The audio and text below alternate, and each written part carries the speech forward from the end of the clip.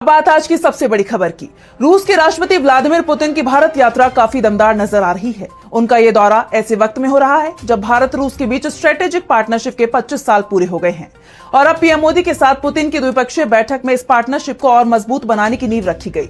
दोनों देशों के बीच कई समझौते हुए, तो क्या कुछ खास रहा इस बैठक में, देखिए इस रिपोर्ट में। रूस के राष्ट्रपति व्लादिमीर पुतिन की 2 दिवसीय भारत यात्रा सफल मानी जा रही है। उनके इस दौरे से दोनों देशों के संबंधों को और बूस्ट मिला है। रूसी राष्ट्रपति सुबह ही राजघाट पहुंचे, जहां उन्होंने राष्ट्रपिता महात्मा गांधी को माल्यार्पण किया, जिसके बाद विजिटर्स बुक में उन्होंने लिखा, गांधी ने जिस नए और ज्यादा न्यायपूर्ण वर्ल्ड ऑर्डर का अंदाजा लगाया था वो आज बन रहा है। राजघाट से पुतिन सीधे हैदराबाद हाउस पहुंचे, जहां उनकी और पीएम मोदी की द्विपक्षीय बैठक हुई। इस दौरान दोनों नेताओं के बीच सामरिक आर्थिक मुद्दों पर चर्चा हुई। पीएम मोदी ने यूक्रेन युद्ध का जिक्र करते हुए कहा कि मुझे विश्वास है कि रूस और यूक्रेन जल्द ही शांति के रास्ते पर आगे बढ़ेंगे। भारत तटस्थ नहीं है बल्कि मजबूती से शांति के पक्ष में खड़ा है। इस पर पुतिन ने भी कहा कि रूस शांति चाहता है। बैठक के बाद दोनों नेताओं ने ज्वाइंट प्रेस कॉन्फ्रेंस की और भारत रूस के बीच हुई कई समझौतों को आदान प्रदान किया, जिसके तहत भारत और रूस के बीच कोऑपरेशन और माइग्रेशन पर एग्रीमेंट, अस्थायी श्रमिक गतिविधियों पर समझौता, हेल्थ केयर और मेडिकल एजुकेशन पर समझौता, फूड सेफ्टी और स्टैंडर्ड्स पर एग्रीमेंट, पोलर शिप्स और मैरीटाइम कोऑपरेशन पर समझौता, फर्टिलाइजर पर एग्रीमेंट। पीएम मोदी ने रूसी नागरिकों के लिए 30 दिन के फ्री ई टूरिस्ट वीजा का ऐलान किया, तो राष्ट्रपति पुतिन ने भारत को ईंधन की लगातार और बिना रुकावट आपूर्ति जारी रखने की घोषणा की। उन्होंने गर्मजोशी भरे और आतिथ्यपूर्ण स्वागत के लिए धन्यवाद कहा। वहीं पीएम मोदी ने कहा कि मैं अपने मित्र राष्ट्रपति पुतिन का भारत के प्रति उनकी गहरी मित्रता और अटूट प्रतिबद्धता के लिए दिल से आभार व्यक्त करता हूं। उन्होंने इस बात पर जोर दिया कि दुनिया ने कई उतार चढ़ाव देखे, लेकिन भारत रूस की दोस्ती ध्रुवतारे की तरह बनी रही।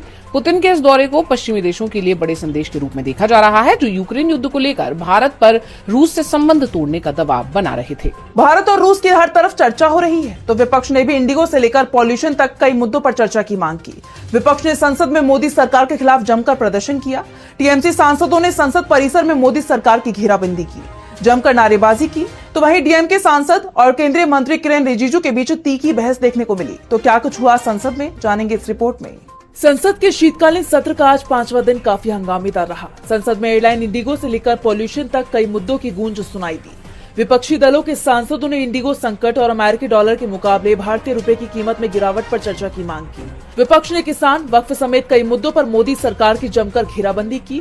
इस दौरान टीएमसी सांसदों ने पश्चिम बंगाल को 52,000 करोड़ रुपए का मनरेगा फंड जारी करने के लिए संसद में विरोध प्रदर्शन किया। टीएमसी ने केंद्र पर मनरेगा और बाकी केंद्रीय योजनाओं के तहत बंगाल के लगभग 2 लाख करोड़ रुपए बकाया फंड को जानबूझकर रोकने का आरोप लगाया। संसद परिसर में सांसद सौगत रॉय ने सरकार को चेतावनी दी कि जब तक केंद्र सरकार बंगाल का वास्तविक पैसा वापस नहीं करती, तब तक टीएमसी का आंदोलन संसद के अंदर और बाहर दोनों जगह जारी रहेगा। वहीं दूसरी तरफ संसद में डीएमके सांसद टीआर बालू और केंद्रीय मंत्री किरेन रिजिजू के बीच तीखी बहस देखी गई। दरअसल टीआर बालू ने एक मुद्दे पर अपनी बात रखते हुए एक हाईकोर्ट के जज को सीधे तौर पर संघ का जज बता दिया। इस पर संसदीय कार्य मंत्री किरेन रिजिजू ने कड़ी आपत्ति जताई, जिससे बवाल मच गया। किरेन रिजिजू ने पलटवार करते हुए टीआर बालू के बयान को संसद की मर्यादा का उल्लंघन बताया और माफी की मांग की। इधर राज्यसभा में विपक्ष ने इंडिगो फ्लाइट ऑपरेशन ठप होने के मुद्दे पर केंद्र से जवाब मांगा, तो वहीं आम आदमी पार्टी के सांसद राघव चड्ढा ने 10 मिनट डिलीवरी पर सेवाओं पर प्रतिबंध की मांग की। तो कांग्रेस ने उम्मीद पोर्टल में वक्फ प्रॉपर्टी डालने की तारीख को कम से कम 6 महीने तक बढ़ाए जाने की मांग की। ऐसे में मोदी सरकार चौतरफा घिरती दिखाई दी। संसद में इंडिगो का मुद्दा उठाया गया, जिस पर मोदी सरकार घिरती दिखाई दी। दरअसल देश की सबसे बड़ी एयरलाइन कंपनी इंडिगो की सैकड़ों फ्लाइट्स कैंसिल हो गई हैं। इससे यात्रियों को काफी परेशानी का सामना करना पड़ रहा है और अब इस मुद्दे पर विपक्ष ने सरकार के खिलाफ मोर्चा खोल दिया है। तो क्या है पूरी खबर, जानने के लिए देखिए रिपोर्ट। इंडिगो एयरलाइन का संकट गहराता ही जा रहा है। अब तक एयरलाइन की 500 से ज्यादा उड़ानें रद्द हुई हैं, जिससे पैसेंजर्स काफी परेशान हैं।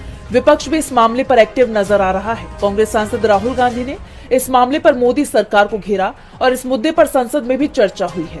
राहुल गांधी ने अपने एक पुराने लेख को साझा करते हुए एक्स पर लिखा, इंडिगो की विफलता इस सरकार के एकाधिकार मॉडल की कीमत है।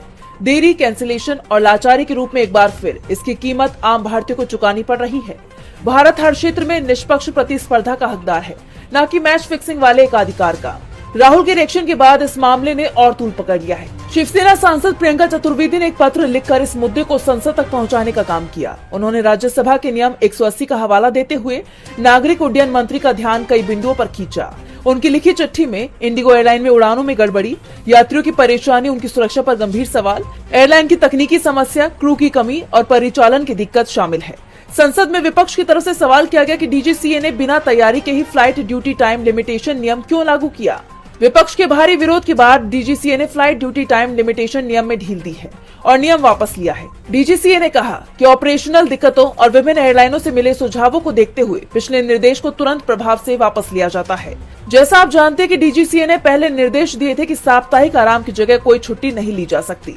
एयरलाइन ने इस परेशानी के लिए माफी मांगी है। कंपनी ने बताया कि जिन यात्रियों की फ्लाइट्स रद्द हुई है उन्हें खाने पीने का सामान, फ्लाइट रीबुक कराने के विकल्प, होटल में ठहरने की सुविधा, सामान वापस पाने में मदद और पूरा रिफंड दिया जा रहा है। विपक्ष मोदी सरकार पर हमलावर है। इस बीच सीजे सूर्यकांत की भी एक टिप्पणी पर बहस छिड़ गई है। वकीलों ने एक खुला खत लिखा है जिसमें उन्होंने रोहिंग्या शरणार्थी को लेकर सीजे की एक टिप्पणी पर कड़ी आपत्ति जताई है।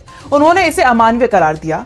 तो क्यों सीजे की टिप्पणी पर नाराज हुए वकील और क्या है पूरा मामला, जानने के लिए देखिए रिपोर्ट। सीजेआई सूर्यकांत की एक टिप्पणी पर बवाल मच गया है। बड़ी संख्या में वकील, पूर्व जज और न्याय व्यवस्था से जुड़े संगठनों ने कड़ी नाराजगी जाहिर की है।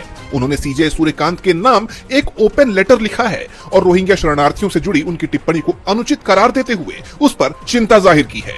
चिट्ठी में लिखा गया है कि सीजेआई सिर्फ एक कानूनी अधिकारी नहीं है बल्कि गरीबों के अधिकारों के संरक्षक और अंतिम निर्णायक भी हैं, जिनके शब्दों का देश की अंतरात्मा पर असर होता है और इसका व्यापक प्रभाव भी पड़ता है।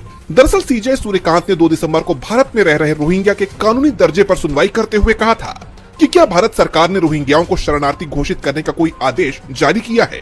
क्या घुसपैठियों के स्वागत के लिए रेड कारपेट बिछाना चाहिए जबकि देश के अपने नागरिक गरीबी से जूझ रहे हैं? उनकी इस टिप्पणी पर अब वकीलों ने नाराजगी जाहिर की है। उनका कहना है कि ऐसी टिप्पणियां रोहिंग्या शरणार्थियों के अधिकारियों के खिलाफ बेंच की तरफ से पक्षपात किए जाने की आशंका पैदा करती हैं और इस चिंता का कारण बनती हैं कि जब हमारे बीच सबसे कमजोर लोगों के अधिकारों की रक्षा करने की बात आती है तो वो न्यायपालिका में जनता के विश्वास और भरोसे पर बुरा असर डालेंगी।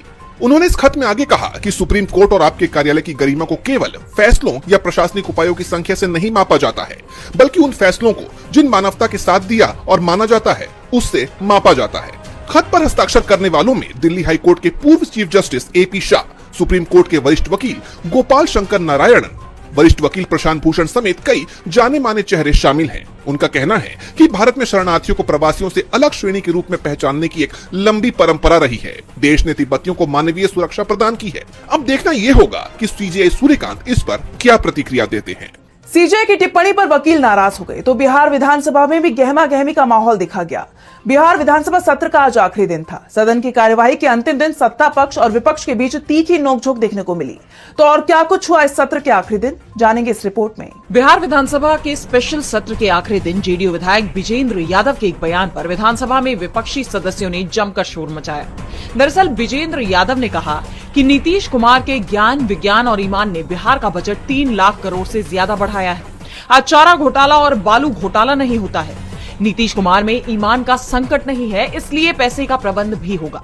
पहले सिर्फ आलू, लालू और बालू की बात होती थी। उनके इस बयान पर